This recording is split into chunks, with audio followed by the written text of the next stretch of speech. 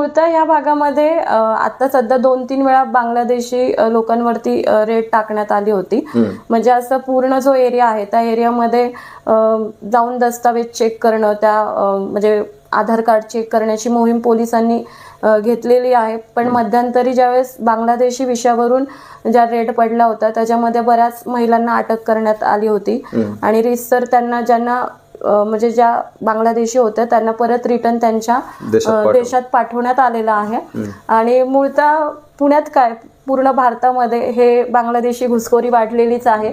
ती बुधवार पेठेमध्ये आता महिला आहेत आता सध्या तरी नाहीये. म्हणजे जर का आल्या तरी ज्यावेळेस आता मध्यंतरी जो एक मोर्चा झाला होता तर त्यामुळे त्या मोर्चाचा खूप मोठा इफेक्ट झालेला होता ह्या भागामध्ये. आणि जर का असल्या तरी ज्यावेळेस म्हणजे त्या भागामध्ये ज्या वेळेस ह्या महिला आहेत तर त्यांच्याकडे जर का आधार कार्ड डॉक्युमेंट्स असेल तर आपण त्यांना हे म्हणू नाही शकत. म्हणजे हा पण आमच्यासाठी खूप चॅलेंजिंग विषय येतो काम करताना. म्हणजे पोलीस त्या बांगलादेशच्या असतील तर त्यांच्याकडे आधार कार्ड वगैरे कसं येतं मग? आता कसं होतं की एक सिस्टीम आहे, ह्याच्यात एक रॅकेट आहे मोठ्या प्रमाणावरती.